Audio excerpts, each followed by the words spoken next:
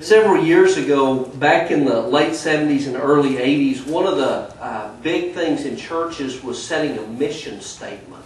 That was something that was not only big in churches, but in a lot of businesses. They all wanted to have a vision statement and a mission statement. And I was a part of several different churches that we would have committees that would get together and plan out our vision and write a vision statement. And then we would plan out our mission and write a mission statement. We would post them in the bulletins, and usually after they had run for about a month, people kind of forgot all about them. And a lot of the hospitals that I worked at would have a vision statement and a mission statement, and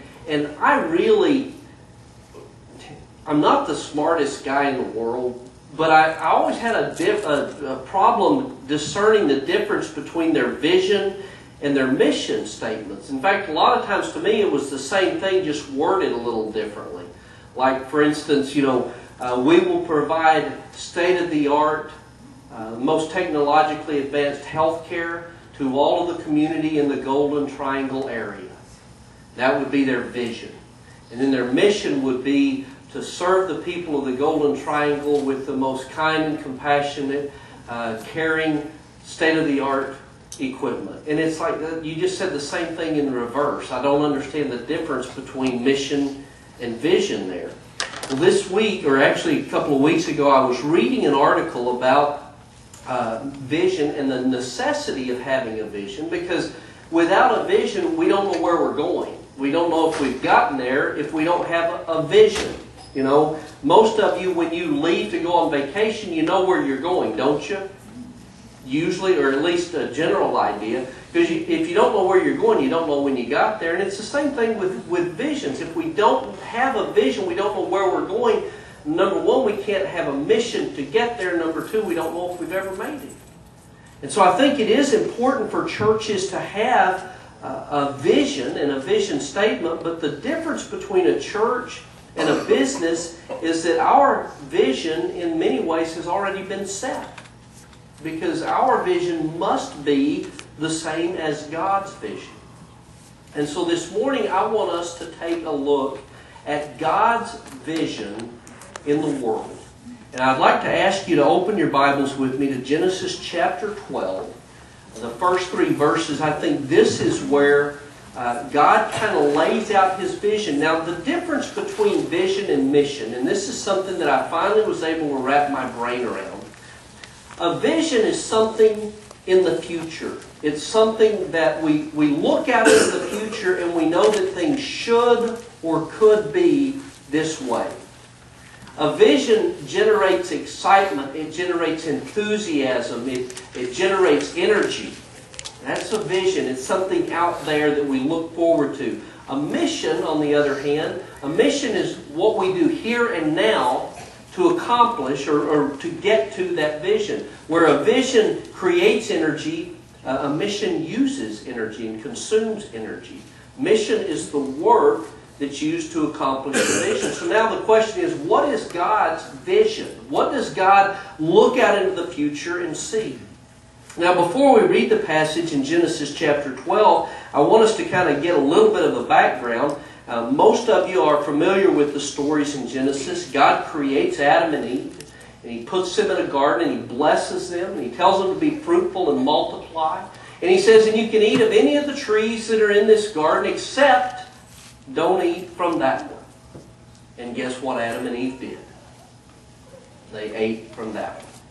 And so sin comes into the world. A curse came when what God wanted was to bless them. Now a curse comes in, the curse on the ground, and Adam and Eve have to leave the garden. And then time goes on, and men just became more and more evil. God's creation, the people that He wants to love and He wants to bless, just become more and more rebellious. And finally it says that God looked at all the men, and He hurt in His heart that He'd even made mankind. And so He sends the flood, and He kind of recreates everything, and He wipes out all mankind except for Noah and his family. Noah and his family survive the flood. They come off the ark, and it says that God blesses them and says to be fruitful and multiply. And I will give you everything that you want to eat, except don't eat don't eat food that still has the lifeblood in it. And God is real specific about some of the things that He wants His people to do. And you would think that these guys coming off the ark, is seeing that everyone else has been destroyed, they would realize the power of God. But shortly after they come off of the ark, one of Noah's sons violates one of God's commands. And a curse comes again. Years go by, Noah's sons become great nations. The nations move and they disperse throughout the world. But as they moved east, they came to a plain and they saw this big plain, and the men all came together. They all spoke the same language, and they said, hey, you know what we ought to do? We ought to build a great big city, build a tower that reaches all the way up into heaven, and then we can be like God. We can make a name for ourselves. God comes down and looks at it, and He said, are these people never going to learn? And so He confuses their language, and they wanted to make a name for themselves, but instead they get scattered all over the world. And that is the world that Noah comes into. A disobedient, disrespectful, stubborn, hard-hearted people of all these different nations. But I want us to look at what God's vision was for that kind of a world, and realize that's not very much different than our world today. A world made up of all kinds of different nations of stubborn and disobedient and hard-hearted, rebellious people. But God's got a vision. God sees into the future what He wants the world to be.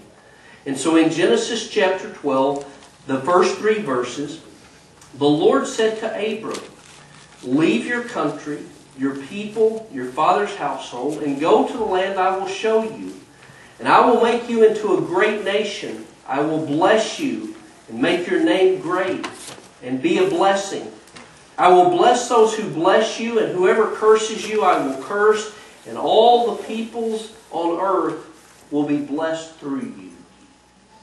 Now this statement, or this story, begins with an imperative. And an imperative is a command. It's a form of a verb that says this is what you must do. And God tells Abram, leave and go. And that's the imperative there. And that's important, and we'll get to it in a little bit why it's important, that He begins that whole thing with an imperative. But beginning in verse 2 and 3, God gives 7 different clauses. He makes 7 different statements. And I'm going to talk a little bit about Hebrew grammar this morning. Any Hebrew scholars in here? Anybody in here read Hebrew? Study Hebrew? Good, then I can just tell you stuff and you can just believe that I know what I'm talking about.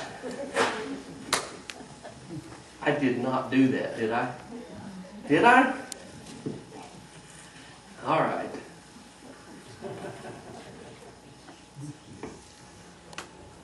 Stay. 7 clauses that He uses. The clauses, you can read them here. I will make you into a great nation. I will bless you. And I will make your name great. That's the first 3. Those are all what they call imperfect clauses. Now those are just things that God is promising that He's going to do to this man, that He's called this man named Abram. He says, first of all, I will make you into a great nation. He doesn't say that He's going to make him into a big people or a big clan, because Abram's already got some people. He's got Lot, and he's got his wife, and he's got some people, but He's going to make him into a nation. A nation has to do with a government and a place and some power and some authority. A nation is what people wanted to become. He tells him, he says, I'm going to make you a goy. That's the Hebrew word here. Goy, meaning nation. It's the same Hebrew word that we get goyim. Goyim is the word that usually translated for Gentile nations. And that's going to become important here in a little bit. But he says, I'm going to make you a goy, a great nation. And then he says, I will bless you. And I don't know about you, but if someone came and said, I'm going to make you into a great nation, Lance, I would think that's a pretty good blessing in itself. Especially when you look at the fact that Abram's wife, Sarah, in chapter 11, verse 30, she's barren. She has no children. So for God to just say that He's going to make him into a great nation, that in itself is a blessing. But then the third thing He says is, I'm going to make your name great. And we've got to read this in context. with what just happened in chapter 11. In chapter 11, all of these men said, we can build a tower, and then we'll be great. Our name will be great. But Abram is promised that his name will be great, not because of any great structures he builds or any great accomplishments that he makes, but God says, I'm going to give you this. I'm going to bless you with this, that your name will be great. And those are the three imperatives, or the three imperfect verbs. And then the fourth one, NIV doesn't translate it this way, but the fourth one is another imperative. And it says, and you will bless. NIV translates it as another imperfect, and you will be, and I will bless you, or you will be a blessing. But it really says, and you bless. It's a command. Now, the reason this is important, like I said earlier, the whole statement begins with an imperative, a command to go. Now, Greek or Hebrew scholars, they look at these patterns and they figure out how the words work together, how they fit together, how they're structured, and what the meaning is from those. And when you begin a statement with an imperative, and you have these other structures, and then you come to another imperative, it's a cause and effect kind of thing. Basically, what it's saying is, because he's going to go, he will bless the way God intends him to.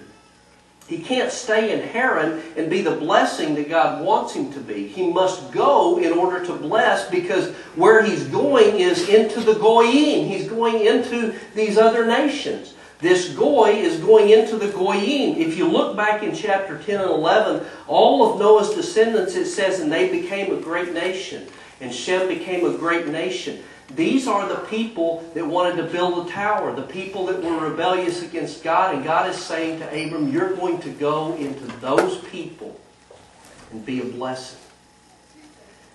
That verse, that fourth clause there also, the fact that it's a different type of verb kind of tells us that it's also a hinge point in this, because we know that Abram is going to be a great nation. We know that he's going to be blessed. We know that he's going to have a great name. But it's not just about what he is going to get, but it's also about what he is going to do.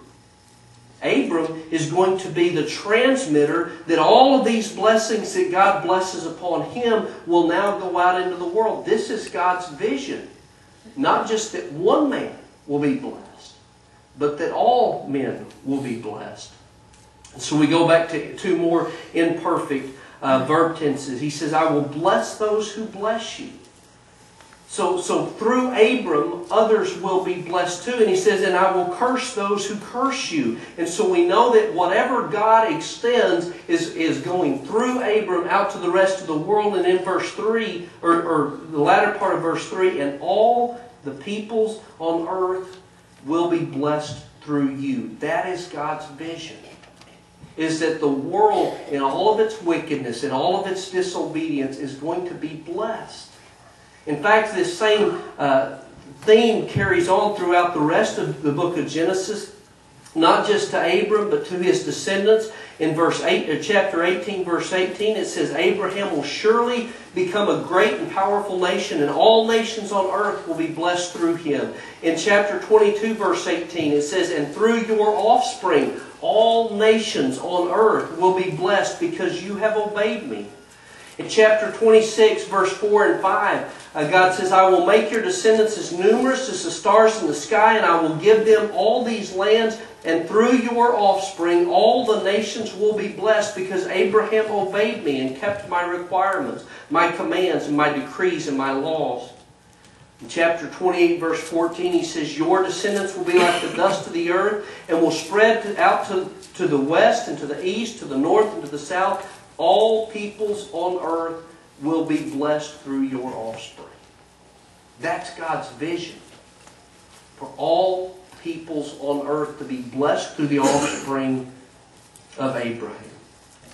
Now I want you to turn to the book of Matthew.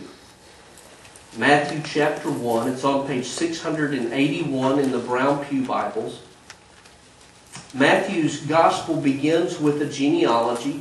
And most of the time when we come to genealogies, when we're reading through the Bible, especially when we begin reading through it the first time, we come to all these genealogies and we end up just kind of skipping over them because they're full of names we can't pronounce and we don't understand the significance of it.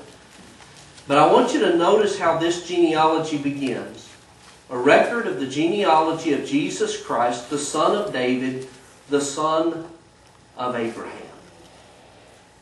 Verse 2, Abraham was the father of Isaac, and it continues to go on down, and we're not going to read all of it this morning, but look down in verse 16, and Jacob, the father of Joseph, the husband of Mary, of whom was born Jesus, who is called the Christ. It begins with Abraham, and it lists all of his descendants, carrying on that genealogy until we get down to Jesus. I want you to look with me over in John's Gospel now. Page 750, John chapter 1, beginning in verse 1. Because I want you to understand the significance of this descendant of Abraham coming into the world. John chapter 1, verse 1, in the beginning was the Word, and the Word was with God, and the Word was God. And He was with God in the beginning. Through Him all things were made. Without Him nothing was made that has been made. In Him was life, and that life was the light of men. The light shines in the darkness, but the darkness has not understood it. There came a man who was sent from God. His name was John. He came as a witness to testify concerning that light, so that through him all men might believe. He himself was not the light. He came only as a witness to the light. The true light that gives light to every man was coming into the world. He was in the world, and though the world was made through Him, the world did not recognize Him. He came to that which was His own, but His own did not receive Him. Yet to all who receive Him, to those who believed in His name, He gave the right to become children of God. Children born not of natural descent, nor of human decision, or a husband's will, but born of God. The Word became flesh and made His dwelling among us. We have seen His glory, the glory of the one and only who came from the Father, full of grace and truth. John testifies concerning Him. He cries out saying, "This was He of whom I said, He who comes after me has surpassed me because He was before me." From the fullness of His grace, we have all received one blessing after another. For the law was given through Moses. Grace and truth came through Jesus Christ. No one has ever seen God, but God, the one and only, who is at the Father's side, has made Him known. The blessing that God wanted to extend into all of the world came through the descendant of Abraham, just as God had promised. But we need to understand that this blessing from God, the blessing that He promised through Abraham, the blessing that came into the world through Jesus Christ, was not that you and I are going to be made into great nations. It's not that we're going to have some great name. It's not even that we're always going to be happy and everything's going to go good for us. It doesn't mean that because of this blessing of Jesus Christ that we're all going to be healthy and wealthy and find a perfect parking spot at the Walmart parking lot every time. In fact, we might even get our cars run into in the Walmart parking lot sometimes. The blessing that God poured out on this world through Jesus Christ is an eternal blessing. Look over in Matthew's Gospel again in chapter 5. I want to there's so many places we could look to see about God's blessing. It's on page 683 in your Pew Bible. But listen to the blessings that God has poured out through His Son Jesus Christ. Blessed are the poor in spirit, for theirs is the kingdom of heaven. Blessed are those who mourn, for they will be comforted. Blessed are the meek, for they will inherit the earth. Blessed are those who hunger and thirst for righteousness, for they will be filled. Blessed are the merciful, for they will be shown mercy. Blessed are the pure in heart, for they will see God. Blessed are the peacemakers, for they will be called the sons of God. Blessed are those who are persecuted because of righteousness, for theirs is the kingdom of heaven. Blessed are you when people insult you, persecute you, and falsely say all kinds of evil against you because of me. The blessing that we have through Jesus Christ is not about a worldly blessing. It's eternal. I want to share with you a few things that are written in the book of Revelation about the eternity of this blessing that God sees out in the future for all of us. He says, "Then I heard a voice from heaven say, 'Write, blessed are the dead who die in the Lord from now on. Yes,' says the Spirit, 'they will rest from their labor and their deeds will follow them.'" Now, I don't know about you, but I would much rather have that blessing than a good parking spot at Walmart. Chapter 16, verse 15 says, "Behold, I come like a thief. Blessed is he who stays awake and keeps his clothes with him, so that he may not go naked and be shamefully exposed." This is talking about those who remain faithful, those who remain alert and aware, because there's not going to be shame for those of us who do so. Chapter 19, verse 9, the book of Revelation says, "Then the angel said to me, 'Write, blessed are those who are invited to the wedding supper of the Lamb.'" Can you imagine what that feast will be like in heaven? Can you imagine what it will be like to sit down with the Lamb of God at a banquet? Chapter 20, verse 6 says, "Blessed and holy are those who have a part in the first resurrection. The second death has no power over them, but they will be priests of God and Christ and will reign with Him for 1,000 years. Chapter 22, verse 14 says, "Blessed are those who wash their robes, that they may have the right to the tree of life and may go through the gates into the city." God looked out at the world at that time with all the wickedness, with all of the selfishness, with all of the people that wanted to make something of themselves. And He said, "That's not my vision for you. My vision is for me to bless you. My vision for you is to spend eternity with me, to let me wash you clean of all of that sinfulness, of all of that stubbornness, of all of that disobedience. I want to make you something new." And He sent His Son into the world to die, so that if we believe in Him, we can be transformed, washed clean, and spend eternity with Him. That's God's vision. God looked out to the future and He saw you. And He knew that at some point you were going to need the cleansing that comes through His Son, Jesus Christ. This morning, God asked you to step into that vision. He asked you to accept the one that He sent, to believe in His Son, Jesus Christ, that Jesus Christ is the fulfillment of the promise made through Abraham. Jesus Christ is your blessing. And this morning He calls you to accept that. Be buried with Him in baptism. Be raised to a new life, that you may enter those city gates and dwell with Him eternally. And if you've never done that, we're going to stand up, we're going to sing a song.